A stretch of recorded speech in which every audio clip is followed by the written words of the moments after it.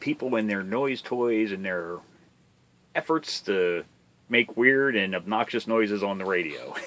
Not that this one's really that obnoxious, but this radio had, and the reason I have this radio, it's got a weird problem from. Apparently, I haven't been able to get it to do it myself. I'm going to stick it up here on 40. Don't make a liar out of myself. It'll be working fine. But you'll be on channel 40, and you could switch channels to channel 1, and it'll stay on 40. And the frequency will slowly, over several minutes, will gradually go from channel 40 down to channel 1. But, of course, I can't get it to do that.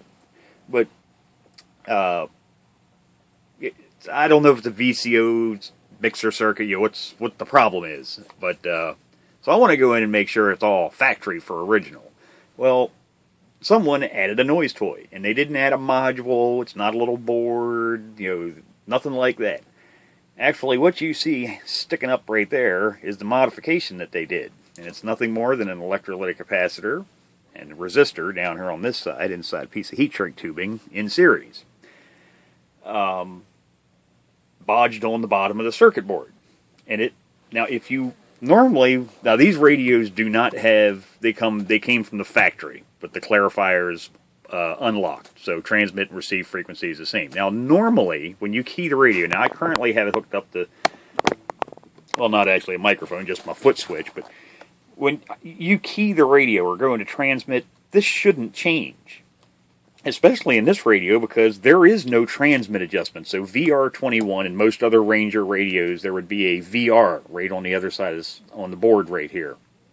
And that's your transmit frequency adjustment. These radios came from the factory without them. That's just empty holes. There's nothing there. So these are unlocked from the factory, so they didn't bother wasting the money of putting in a little trimmer pot to adjust the transmit frequency. So when you key the radio, this shouldn't change because transmit and receive are always the same. But watch what happens when I key the radio.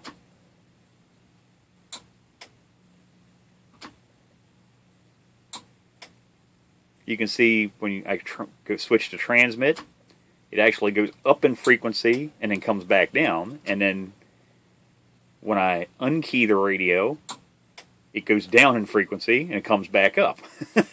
So actually it's not just a key up noise, it's actually going to be a receive noise too. So for a split second, but the transmit and receive frequencies are either coming down or going up somewhere between 3 to 5 kilohertz. So what did they actually do to achieve this? Well, basically they're tinkering with the VCO mixer oscillator circuit is what they're doing.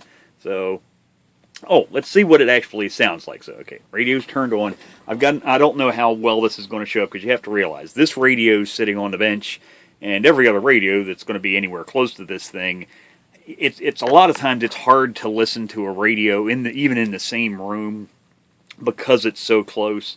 But I've got one radio that does demonstrate an actual noise. I've tried several different bench radios that I have here. Some of them I get the static noise at key up and and then quieting, but one of them I can actually hear a pew kind of noise. So I'm going to turn this up. I don't know if you'll be able to hear it or not even. No, I guess it would help if I was on the channel that I have the radio set to over here.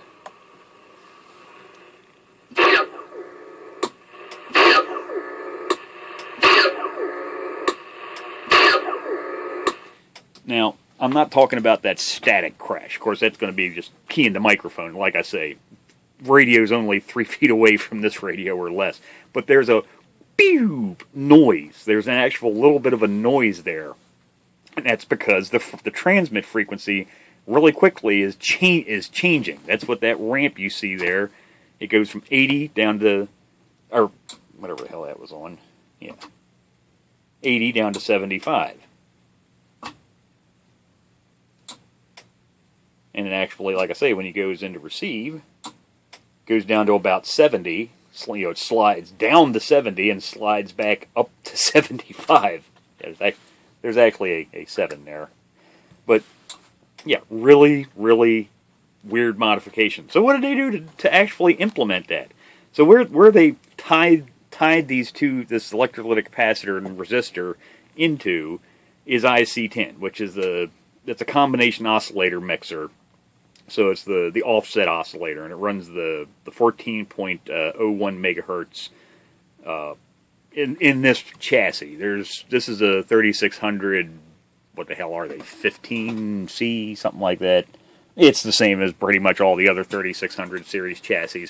This one's just missing 3/4 of the parts because it's an AM/FM only.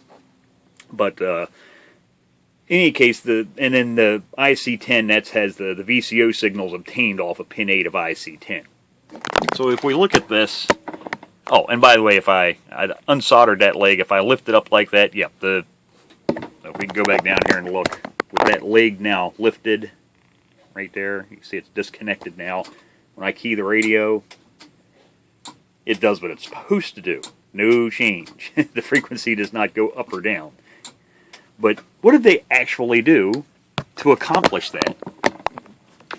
Now, like I say, this actually, it's kind of not something I'd definitely do to my radio, but not that I ever use these radios to start with. But like I say, it's just kind of ingenuitive what they did. So actually, we almost need to start with a normal 3600 series chassis, because like I say, this radio is missing VR21. It would normally be right here. So if we look at, this is a schematic for a 3600 14B. And if you look at this schematic, you can see, where in the hell are we here? VR21, transmit frequency, okay?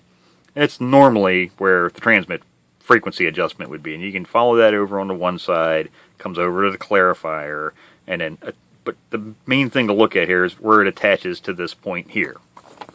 And we have IC10 right here. Here's the 14.01 megahertz crystal. So if we look at this radio schematic, which is a 3600 15C, I think it is. Yes, 15C. First thing you'll notice is, so there's that diode, that area where we were just looking at. Your clarifier over here. Notice that VR is not here. I've actually annotated with a little green dot where the clarifier would have, or the transmit frequency adjustment pot would have been located on this board. So what they did was they have, where I lifted the leg off of that electrolytic capacitor, that's where they have it tied right there, and then where they have it hooked in to the actual circuit down here. So here you can see, here's our 14.01 megahertz crystal. So this is the oscillator mixer, the actual VCO's up here, but the VCO takes its frequency off pin 8 right here.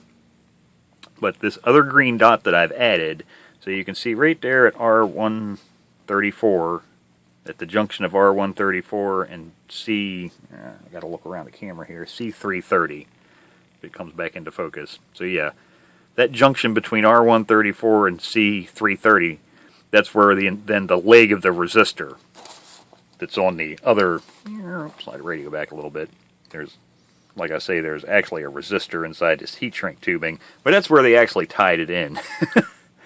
And what that's doing is that's basically just a decay rate. It's an electrolytic capacitor, and a resistor is controlling. So this is one of those things that's an RC time constant. You play around, I guess, with the resistor and the electrolytic capacitor values and change how fast or slow that frequency shift is. But yeah, it's just unique. Like I said, I'm working on a VCO circuit. I'm trying to get the radio to screw up for starters. If I ever get it to actually do what it's supposed to be doing, I can troubleshoot it. But I wanted to disable this modification to make sure this wasn't part of the problem. So I'll reattach that now and try it again with that in there. But yeah, that's what they actually did. Like I say, they've got a resistor tied there in series with an electrolytic capacitor to that point. That's the 2 points they have them attached down there on the board. And it makes that little pew noise, I guess you'd call it a key up noise. But yep, people, endless efforts to come up with new and interesting ways of making noises, and honestly, that's a unique thing. It's not going to really hurt anything. And it's a hell of a lot cheaper than buying a noise toy if you think about it. It's what, a 1 or 2 cent electrolytic capacitor, and if you buy parts in bulk, the resistors about a half a cent. So, there's 3 cents in parts here. Well, the heat shrink tubing, but maybe 4 cents in parts to come up with a noise toy. So I have to give somebody props for that. I'll never do this myself, and I'll never do this to a customer's radio. It's already done to this one, obviously, but I got to give somebody props for coming up with that. It's a very ingenuitive way of coming up with a very cheap key-up noise toy. So there you go. I just wanted to show that. Some of the weird and wacky things that I run into in radios.